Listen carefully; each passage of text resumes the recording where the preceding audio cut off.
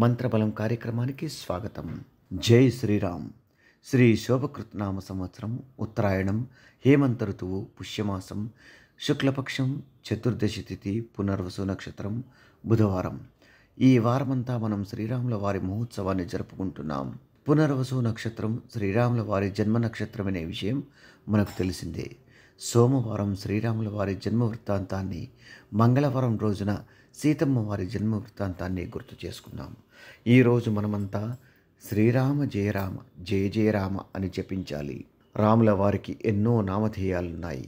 అందులో ఈరోజు ఈ నామాన్ని జపించినట్టయితే మనకు అన్నింటా శుభం కలుగుతుంది. అశ్వమేధ యాగ వృత్తాంతం కార్యక్రమానికి స్వాగతం. జై శ్రీరామ్. శ్రీరామచంద్రుల వారు నిర్వహించిన అశ్వమేధ యాగం మనకు తెలిసిందే. అయితే అశ్వాన్ని వదలగా అది అన్ని రాజ్యాలను దాటుకుంటూ వెళ్తోంది.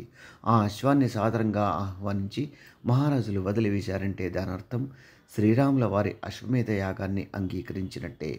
ఆ అశ్వం అలా అలా అన్ని రాజ్యాలను దాటుకుంటూ ముందుకెళ్తోంది. ఆ క్రమంలో భాగంగా సీతమ్మ వారి నివాసం ఉంటున్న జనకపూర్లో ప్రవేశించింది. సీతమ్మకు ప్రకృతి భాష భావం తెలుసు కాబట్టి సీతమ్మ దానితో సంభాషించింది. అప్పుడు అశ్వాన్ని అనుసరిస్తున్న సైన్యం సీతమ్మ వారి ప్రవర్తనకు ఆశ్చర్యపోయారు. అందుకు సీతమ్మ, నేను అశ్వాన్ని ఆపే ప్రయత్నం చేయడం లేదు, అది పరిగెత్తి అలసిపోయింది, అందుకే దానికి ఆహార పానీయాదులను అందించే ప్రయత్నం చేస్తున్నాను. మీరు కూడా ప్రయాణించి అలసిపోయి ఉంటారు, మీరు ఆహారాన్ని స్వీకరించి విశ్రమించి తిరిగి ప్రయాణాన్ని కొనసాగించండి అని సెలవిచ్చింది. వారు అలాగే పాటించారు. సీతమ్మ తల్లి అశ్వం కాలికి ఒక వస్త్రాన్ని కట్టింది. అశ్వం అంతటా పయనించి తిరిగి రాముని చెంతకు చేరుకుంది. అప్పటికే స్వర్ణాశ్వాన్ని సిద్ధం చేసిన శ్రీరాముల వారు ఇక మీదట ఈ సంప్రదాయానికి స్వస్తి పలకాలని ఆదేశించాడు. అందరూ ఎంత వ్యతిరేకించినప్పటికీ శ్రీరాముల వారు జంతుబలి ఇకపై తన రాజ్యంలో జరగకూడదని నిక్కచ్చిగా ఆజ్ఞాపించారు. అనంతరం స్వర్ణాశ్వంతోనే అశ్వమేధ యాగం పూర్తయింది. యాగాల సమయంలో జంతుబలులను ఇవ్వరాదనే సంప్రదాయాన్ని శ్రీరాముల వారు తీసుకొచ్చారు. ఆ తర్వాత శ్రీరాముల వారు విశ్వామిత్రుల వారికి ప్రియ శిష్యులయ్యారు. దివ్య పూజ కార్యక్రమానికి స్వాగతం. జై శ్రీరామ్. వివాహ ప్రాప్తికి, పితృదోషాలు తొలగి వంశాభివృద్ధి కలిగేందుకు ఈరోజు ఉదయాన్నే బియ్యపిండితో చేసిన ప్రమిదల్లో నెయ్యి వేసి శ్రీరాముల వారి ముందు రెండు దీపాలని వెలిగించి తులసితో అర్చించాలి. వీలైన వారు రామాలయంలో స్వామివారిని దర్శించుకుని ప్రదక్షిణలు చేయాలి. యోగం క్షేమం కార్యక్రమానికి స్వాగతం. జై శ్రీరామ్. ఇంట్లో సమస్త దారిద్ర్య దోషాలు దూరమయ్యేందుకు ఈరోజు సాయంత్రం శ్రీరాముల వారికి పెసరపప్పుతో వండిన తీయని పదార్థాన్ని నైవేద్యంగా సమర్పించాలి. ఈరోజు సాయంత్రం ఒక చెంబులో నీటిని పోసి కొన్ని తులసి దళాలు వేసి వెన్నెల ప్రసరించే చోట ఉంచాలి. రేపు ఉదయాన్నే ఇల్లంతా సంప్రోక్షణ చేసి మిగతా నీటిని స్నానమాచరించే నీటిలో కలుపుకోవాలి.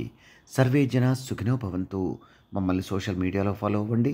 లింక్స్ వీడియో క్రింద డిస్క్రిప్షన్లో పొందుపరిచాము. అలాగే ఓంకారం కార్యక్రమాన్ని జీ తెలుగు ఛానల్లో తప్పక చూడండి. అందరికీ నమస్కారం. ఈరోజు మీకు అందరికీ కూడా శ్రీవాస్తు యంత్రం గురించి పరిచయం చేయడానికి వచ్చాను. శ్రీవాస్తు యంత్రం మీరు చూస్తున్నారు. శ్రీవాస్తు యంత్రం. ఈ శ్రీవాస్తు యంత్రం ఈ విధానంగా 9 ఇంచెస్, ఇలా 9 ఇంచెస్, ఇలా 9 ఇంచెస్ ఉంటుంది. తదుపరి బ్యాక్ సైడు ఇలాంటి 9 చక్రాలు ఉంటాయి.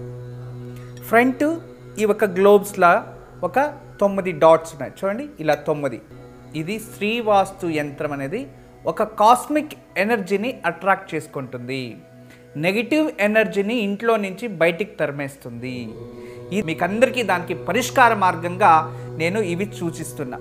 ఎందుకంటే చాలామంది పిల్లలు సరిగా చదువుతలేదు, ఇంకొకరు మా ఇంట్లో ప్రశాంతత లేదు, భార్యాభర్తల మధ్యలో సఖ్యత లేదు, దేవుడి గదిలో సరిగా పూజ చేయలేకపోతున్నా, ఇంట్లో ఏదో తెలియని బాధ అనిపిస్తుంది, మా ఇంట్లో ఎప్పుడు కూడా ఏదో తెలియని ఒక శ్మశానంకి వెళ్ళినట్టు అనిపిస్తూ ఉంటుంది, మా ఇంట్లో కలగానే ఉండదు ఎప్పుడు కూడా, ఇక మా ఇంటికి చాలామంది వచ్చిన వాళ్ళంతా వాస్తు దోషం అని చెప్తూ ఉన్నారు, మేము ఏం చేయాలి అని ప్రశ్నిస్తూ ఉండేవారు. వాళ్ళందరికీ కూడా ఒక మార్గోపాయం చాలా రోజుల తర్వాత రీసెర్చ్ చేసి ఇప్పుడు ఈ శ్రీవాస్తు యంత్రాన్ని మేము చూపిస్తున్నాం. ఈ శ్రీవాస్తు యంత్రాన్ని ఎప్పుడైతే ఎక్కడ ఫాల్ట్ అనిపిస్తుందో అక్కడ ఒక మేక కొట్టి తగిలించాలి, అంతే. పిల్లలు చదువుతా లేదు, చదివే రూమ్లో పిల్లలు ఏకాగ్రతగా చదవాలి అనుకుంటున్నారా, అక్కడ ఒకటి తగిలించండి.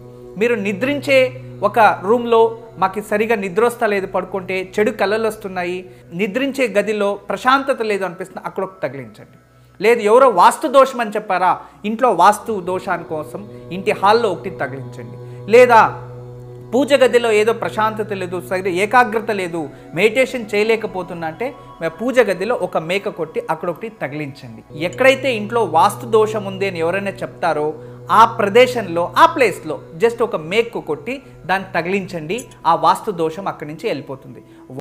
చాలా అద్భుతము, చాలా విశేషమైన శ్రీవాస్తు యంత్రం మీ వరకు తయారు చేయించాము. దీన్ని ఉపయోగించండి, దీన్ని లాభం పొందండి. నమస్కారం.